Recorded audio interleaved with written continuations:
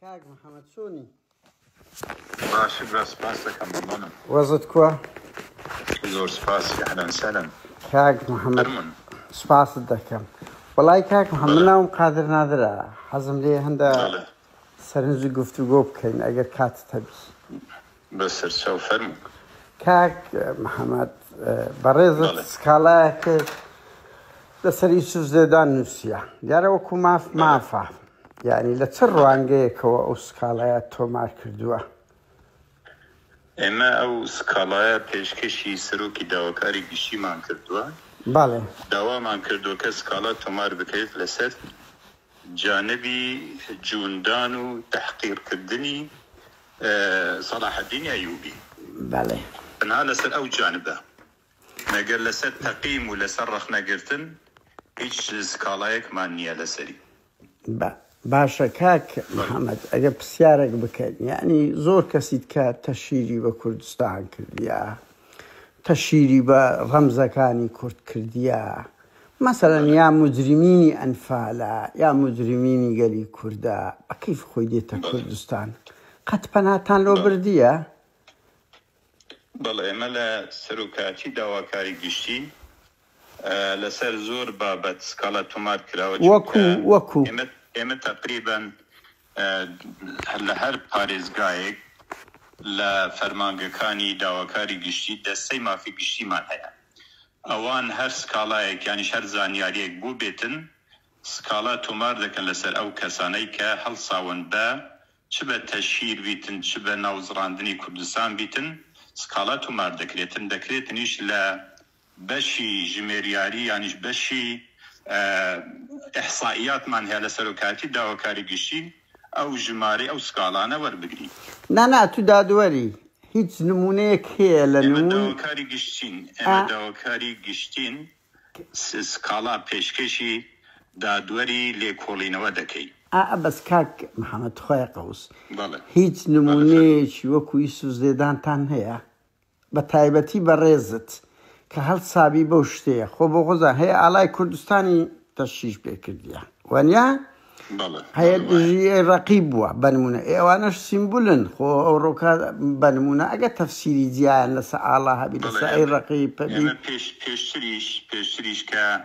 هەندێک لە کەساتەکانی عەرەب وەکو مشعان جبوری وەکو ئەوانە کە پێش تقریبا لە ساڵەکانی 2018 بوو تەشیریان بە پێشمەرگە و بە کوردستان و بە میلیشیا ناوبرد ئێمە ئەو کاتی سکاڵامان تۆمار کردیە لەسەری بەڕێزت یان مەسەلەن خەڵکی تر ئێمە من بەشێک بووم لە دەستە لیژنەی مافی گشتی تۆمارمان کرد لە هەولێر ئەی بەس مشعان جبوری دەزانی چ دەسەڵاتەکی هەیە لە هەولێرێ ئایا سکاڵاکەی بە چ گەیشت بەڕێزم ئێمە سکاڵا تۆمار دەکەین دەچیتە دادگای لێکۆڵینەوە ئەوەی تر ئەرکی دادگای لێکۆڵینەوە و پۆلیس و ئاسایشەکە ئەو سکاڵایە جێبەجێ بکرێتن و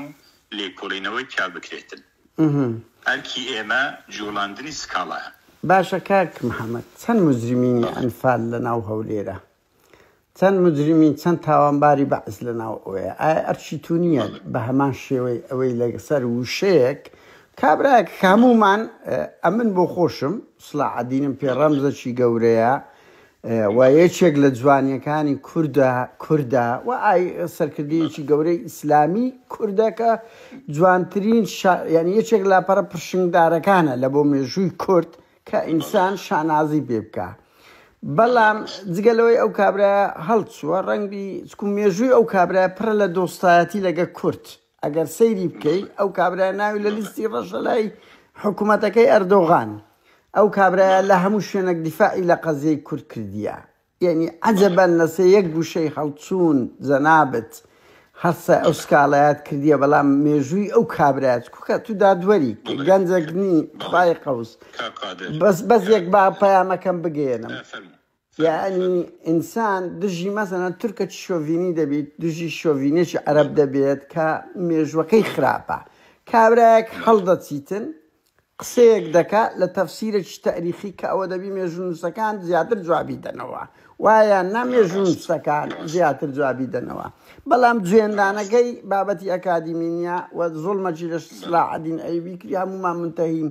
يعني أو كابرا دي بيت كردستان أنقول ريلي دقرن لكاتك دا ميجي أو كابرا يعني صدان بابتي دفاع إلى قزيقة لك كرديا يعني هسفينا كي ظلمك لو كابرا كرت بو جنابت كقادر الرقم بكموية كام إما لسر مسائل موقفي أو هلويسي أو لبرقري كردن لعفرين لحرشوني كترجي داس خوشيا وإما هيش كاتيكيش أو دوبابة تيكالناكين يعني إما داس خوشي لدكين لو موقفانيك كردويتي لسر قضية كردي لسر كردستان تشجيري كردني شون هيت سدر بريا ببورا كاتيك بله هيت سدر بريا لو داس خوشيا بله آخر أو موقع چونك أو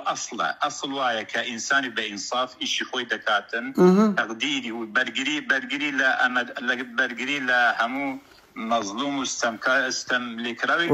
أو أصلا أو يعني لو أنا بهزارها موقفها بيتن ناكريتن أما موقفي من يكبشم يسب تشجيري بكم يعني بيان يقدر بكم هوا أما يكدكريت كاتي كشتيك تاوان رو داداتن أما أوي كمن باسم كردو خو أجر بونمونا نهات بحولير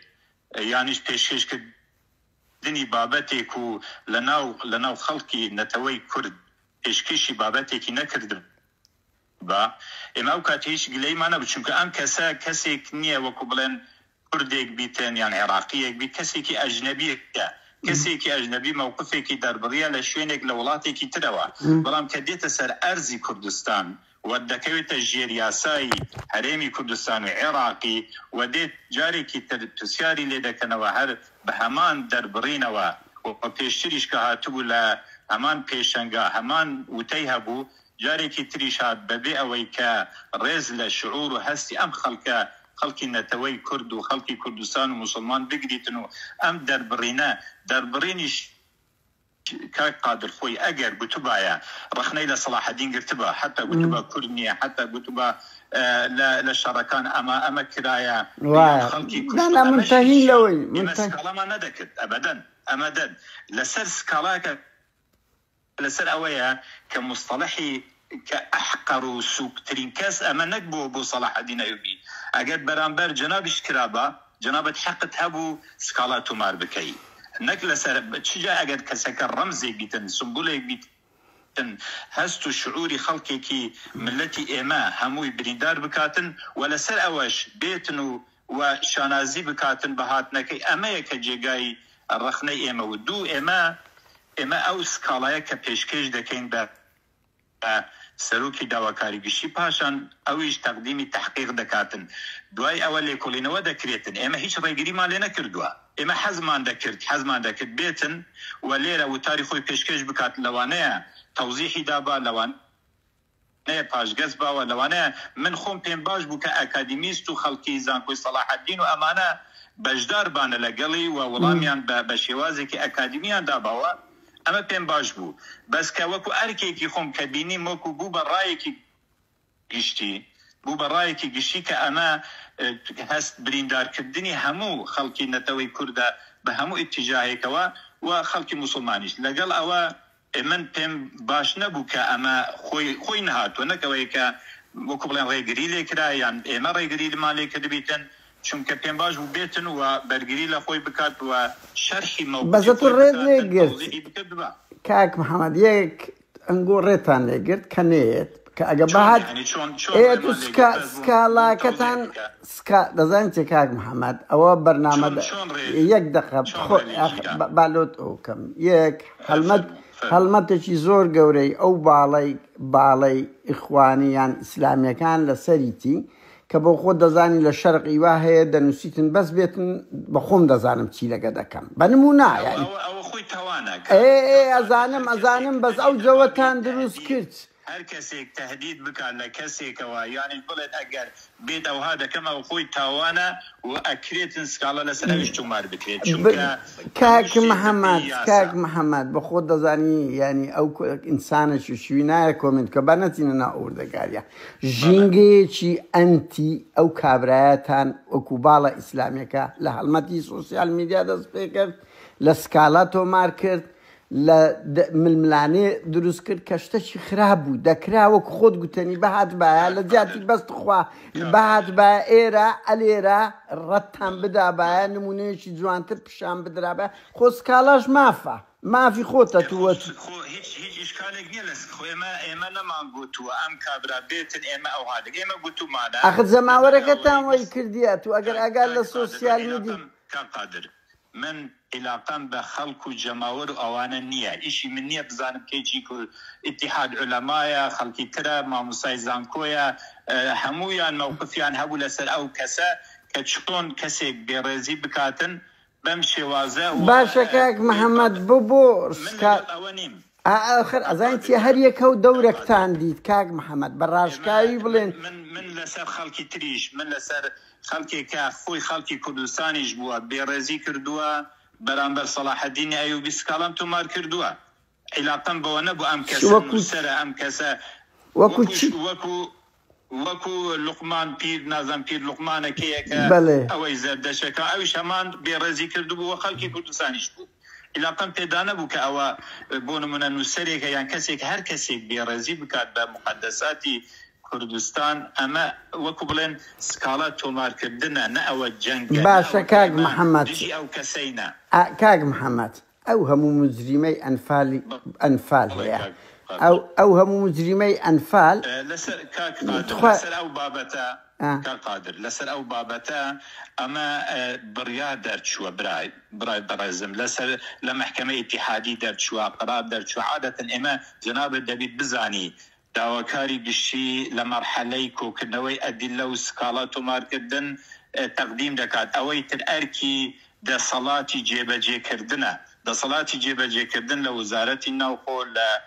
جهاتی تەنفیزی خۆی دەبینێت کە بچیت ئەو بڕیارانە جێبەجێ بکات باشە کاک محەممەد خەی ناکە نا ئەتوو ئەو مجریمانەی ئەنفال لەبەر چاوتە لۆ ناچی سکاڵە تۆمار بکەی لۆ ناگیرێن بەڕێزم بە جەنابت دەڵێن بڕیار دەرچووە لە محکمەی ئیتیحادی قائمە هەیە هەموو قەت زەختت کردیە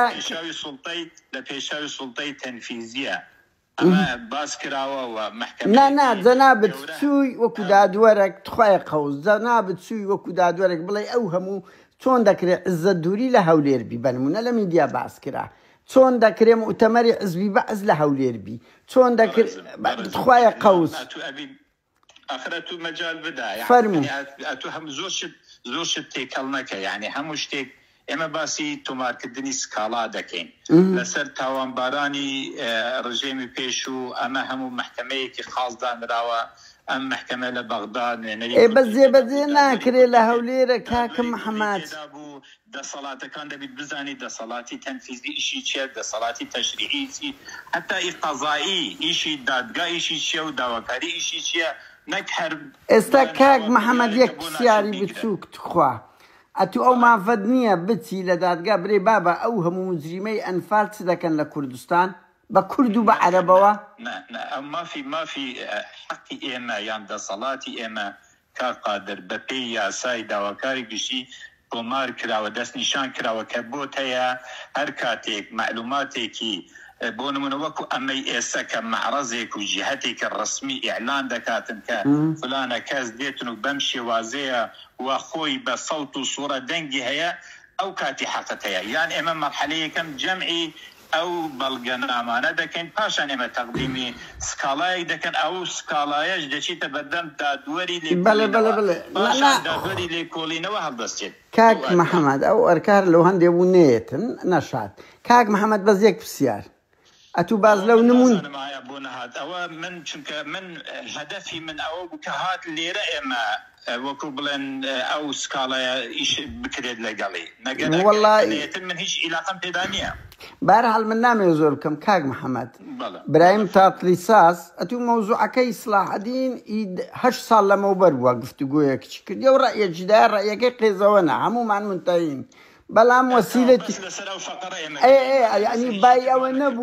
ئەوە نەبوو چێک جەماوەرەکەی یەکگرت و ئەو ئیسلامیەکانە و حەملە دەکەن بەڕێزیشت بچی سکاڵە دەتوانتوانی بیەتن لێرە گفتوگۆی لەگە بکەن شەرمەزاریشی بکەن شەرمەزاریشی بکەن مەجالتان بدا بە ئەزانم باش بوو بێتن لێرە گفتوگۆ لەگەر کرابە آخر أتوش بشك لو كاك محمد بما سبسيارش كا أو روداوة هش صار لما برويدا آمنت بالله بلام لدو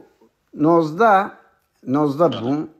عفرین داجی کرا برایم تاتلی ساز گورانی لبو اردوغان دا گوت و بشانو بالی اردوغانی دا گوت او اردوغانی دا تو جنو مندالی کردی لعفرین هتک کرد دا کشت خاچی کردستانی داجی کرد بورا هاتا هولیره برایم تاتلی ساز هاتا هولیره بصدان کس پیشوازی لیکرد چندین جاری که هات لدوای عفرین بوراق الو روزانه اکترش ترکا دجا کرده هاتا اوی جمله‌اك اوی گوت اگر لجمله‌اك لحلتشون وی گوت بلام صدان موقفی پوزیتیفی لسکرتیا بس هم برایم هم بوراق انتی کردن بو دمارد او نبو بتسكالا يقل سوانتو ماركي ترشاري كدلي بكم بله قادر اي نظن ابراهيم تادس كي بوا بس بوا كاستليره لكردستان وانيا بله اشتيكم بو بصوت وصورة بنيرة كباسي كردستاني اما باسي ايرا يعني باسي رمزي كي كردي كردوا بو كرد تيتسي صلاح الدين خوخ بله كقادر بس دقيق مجال بدأ بله بس تحقيري تدابي يعني وكو او مصطلحانها مصطلحي كبلت اما شوكترين كسب وكو رمز كاني اما شبه الشيخ محمود بيت شبه بارزاني هر كسيك بيتن اواني لمي اجو ايما دهن يان بكردستان يان بآلاي كردستان يان بتشيري باقليمي هريمي كردستاني كدبيتن بوم بنيرة لسر او هنرمندا كإسا ليرة يا إسا تواجدي هيا مرجد من لباني وسكالاتو مال كاك محمد اتوشكات لسر او كابرايا كردي خصلا عدين ايوي خلشي باشوري كردستان نبوه بابا تكان إسا جناب الباسي او براقات كد إسا جناب باس نكد بابا امنا باخر بسيارة توي سكالا تخواي قوز باتيك بابا امن تكسل باشا يك دقة كاك محمد يك دقة من والله من الدموة يكام اتوسكالا من دوالة جناب الدكة باشا بس ترتاو ام تكستي هي بدلي تركي كاكا بيجي فرميتي صوت وصورة وكو اويكا او بوك صوت وصورة دلت كاك محمد باسي كردستان باسي هريمي كردستان كاك محمد يك دقة تخوا الرمز سنبولي ايما بكاتن بوم بنيرة بسرشاو من كاك محمد حركة نكي او كاك قادر نكي هر كسي كي تربيتن تيجيشتم كاك محمد بس دتوانم جواب الدموه اتوسكالا لصلاح الدين ايوبي نخل شهريمي كردستان انا روداوه كلسا كردستان رويدا وايا بس الرموزي كردك ازانم بو مسألة عفرين رمزنيا اعتقادي انا كاك محمد بو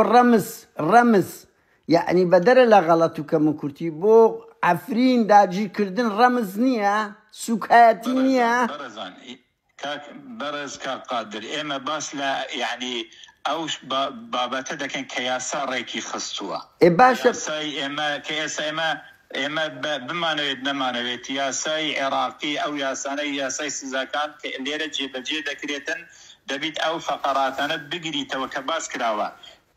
تحديدي كردوا لسنوري عراق ام ياساي جيبجي دكريتن كهر كسيك بيتن لسر او ارزشي بكاتن بيشوانا او ياساي بيتن باشا سياسة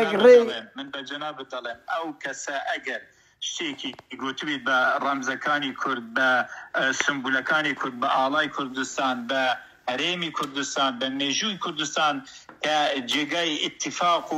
يقدنجي ملتي كرد يعنيش كخلق ريزي ليدنجي ديتن او بوم بنيره بس او بندار ربنا كاك محمد او بندار او ناكاتن لسر عفرين كبجيري داجي كردني عفرين دكا كغوراني بفيديو هي برايم تابتيساس غوراني لبو اردوغان هي او سبيلجان لگر اردوغان دتن زلي سربازي لبردكن عفرين بالرمزي كردانانا يعني إلا إنسانا كان بالرمز دادن دري نخير نانا من بس موانيا همو بارشيكي كردستان جي ريز وسنبولي كردستانا لهر شوينك بيتن بس من باسی سنووری دەسەڵاتی یاسایی ئێرە دەکەم بۆ جەنابەت. ئێخۆر ئەو ڕووداوای ئیسلاح الدینیش کە ڕوویدا بەڵێ کە قادر یان دەبیت شخصەکە عێراقی و کوردستانی و هەڵگری ناسنامەی عێراقی و کوردستانی بیتن، یان دەبی شتێک بکاتن دژی عێراق و مێژوو و تاریخی کوردستانی عێراق بکاتن بۆی ئەو یاسا لەسەری جێبەجێ بکرێتن، یان دەبی بێتە لەسەر ئەرزی کوردستان تاوانێک بکاتن کە بە پێی یاسای ئێمە تاوانە. بۆ نمونە ئەو کەسی کە جەنابەت دەڵێ ئەگەر بێتە ئێرە وە شتێک بکاتن دژی خاک و ئەرز و نیشتیمان و مێژووی کوردستان ئەو کاتی پێویستە سکاڵا لەسەری تۆمار بکرێت. یعنی پێ دوایە هیچ بەندەکی یاسایی نییە لەو ئەو تورکانەی کە دێن بە ڕۆژی ڕووناک سوکار دەڵێم ئەگەر ئەوە شتێکی کردبیتن لە دژی ئێمە ئەوە بەندەیە یاسا هەیە وەجێبەجێ. ئەمن پێ دەڵێم لاپەڕەی فەرمی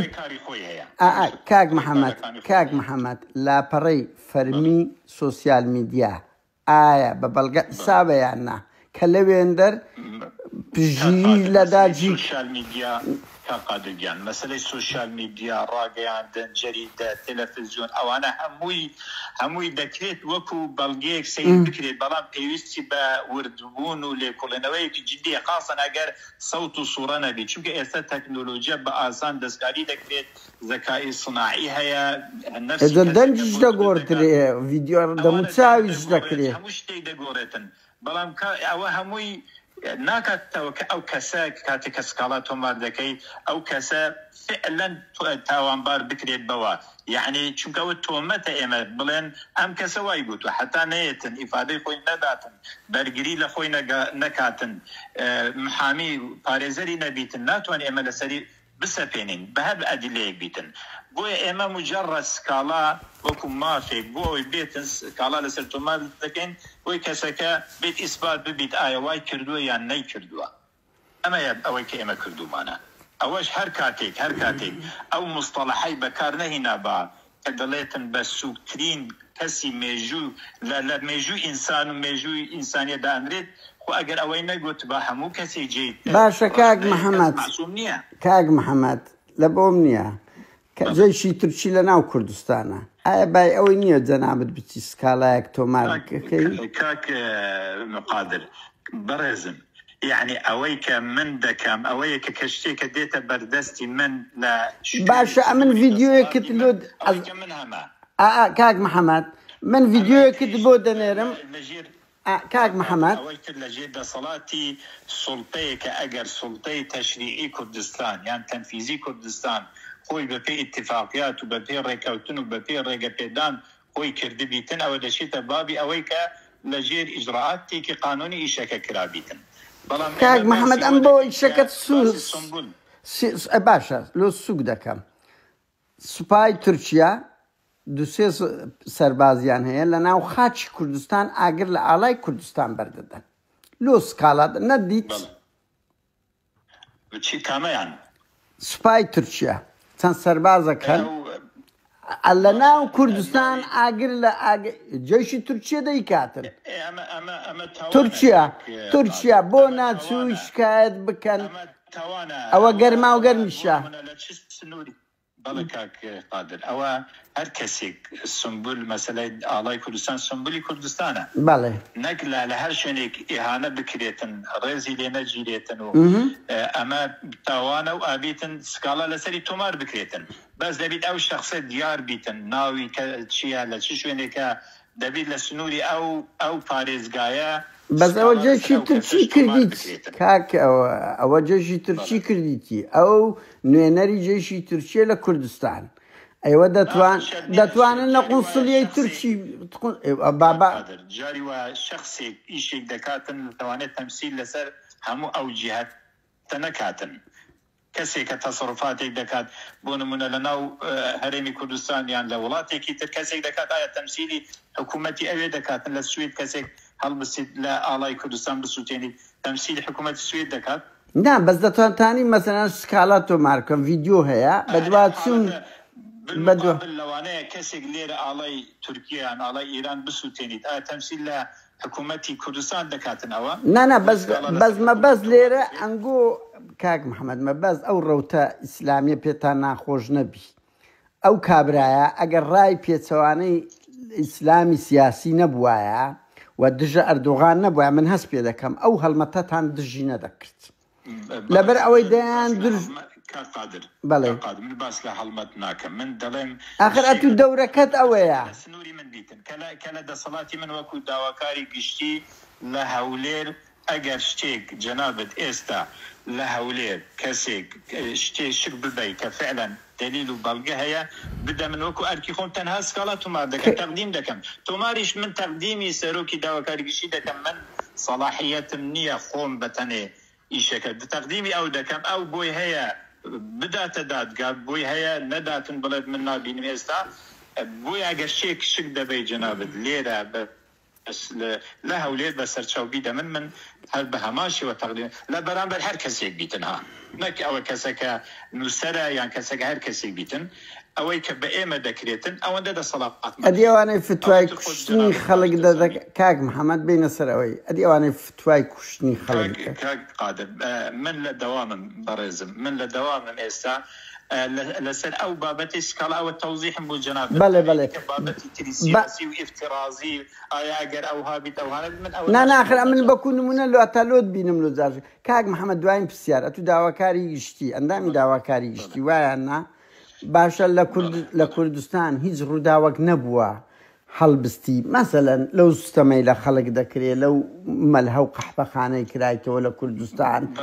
بەنمونە یعنی لەسەر گوندی لوبنانیت لە هەولێرە کردیە بڕۆ سەر بەڕێزم لەسەر گوندی لوبنانی لەسەر ئەوانی تر هەموو کرایە خوشەرنی هەمووی من بەڕێزت ئێمە داواکاری گشتی هەن لە هەولێر هەن لە بەشەکانی تر هەن لە سلێمانی هەیە لە دوهۆک هەیە هەرێک لە شوێنی خۆی دەکەشێت کاک محەممەد لە من بکەم لەسەر هەمووی ئاخر نا ئەمن ئەتوو دەبینم لە بڕۆ سەیری سەرژمێریەکان بکە جەنابەت سەرژمێریەکان بکە کە لە سەرۆکاتیدا لە هەیی هەموو کورسە تا زاخۆ چ سکاڵە تۆمار کراوە لەسەر ئەو شوێنانە لەسەر مەسەلەی حتى بقرا مسألة موشية لسر أو شان هموي تمار كراوة كاك محمد أزانتي أتو روتة شيء أفكر أزانم بس مقنع نبون بجوابكات بريزت أزانم أمنش دمي لبوهر جلا أزانم بريزت تاكشتك شكايات كردية لسر أوي من ظلم ديان ديار ديتر هي لسر تيتك تومار كردية كاك محمد لەسەر بۆ نمونە ئەو موچانەی کە نەدراوە تا ئێستا ئێستا چی باشە دەست خۆشی کە ئێمە تقریبا نزیکی سەد و چەند دادوەر و داواکاری گشتی بن تەقدیممان کردووە و باسمان کرد و کە ئەمە پێشەوانە یاسەر لەسەر مەسەلەی خانە نشینی لەسەر بڕۆ سەر پێیجەکانی من کاک قادر لەوێ دەزانی کە ئەوانەی من خۆم لەوێن بڵاو کردیتەوە حتا بزانە مووقفەکانی ئێمە لەسەر ئەفرین لەسەر کۆبانی لەسەر ئەوانش ببینە خۆشەرنیە هەندێکشی شخصیە کاک قادر من لە دەرەوەی دەوام بوچوونەکانی من شخصینە بەڵام ئەوانەی کە سکاڵایە لەسەر متعلقە بە مافی گشتی بە سامانی گشتی لەسەر گومرگەکان لەسەر ئەوانە سەیری بکە بزانە کاک محەممەد پێشتر سەیرت کرد بە پاشان پرسیار کرد نا کاک محەممەد یەک پرسیاری کۆتایی ئەمن بەڵگەت لۆ بێنم بەرپرسی ئیسلامی دژی جینۆسایدی کوردانی یەزیدی دەڕشێتەوە قسەیان پێ دەڵێ ئامادەی شکایەت بکەیت لەسەر کوردی یەزیدی سەرپێچی یاسایی کوردستانی کرد بیتن باسی حالەتێک لە نەتەوەیەکی خۆمان یان تایفەیەکی کرد بیتن بەسەر چاو من واجبی خۆمە بدەمەوە یاسە جینۆسایدی کورد جینۆسایدی کوردی یەزیدی جەنابەت دەڵێم کاک قادر دەبی لە چوارچێوەی یاسا ئەزانم من پرسیارەکەم لە تو سیاسیەکان من بۆ نمونە نەسێکی قانونم هەیە لێرە دەر هەر کەسێک تحقیر بە تایفەیەک بە مەزهەبێک بە نەتەوەیەکی خاوەن مەزهبێک شتێک بکاتن ئەمە بە تاوان حسابە بینە بوو من باس لە تحقیر لە بۆ نمونە لە یێزیدی لە مەسیحی بەرگریم لە مەسیحی کردووە بەرگریم لە کاکەیی کردووە بەرگریم لە ئەوانەی کە ئێشە چی باش کردیە دەست خۆش بی ئەکە ئەو فرا ڕائەوەجە من دەڵێم کوردی یەزیدی يزيدي حقي خوي أنا مسيحي حقي خويتي أرمني حقي خويتي باشا حقي خويتي هر كسي تحقير يان بي بكاتن كم يان بزانيت يان إهانة يان بكاتن تاوانا باشا كاك محمد أم سپاس دەکەم هیوادارم بەو شێوەیە ئەوە گفتوگۆ بکرێت سەر چاو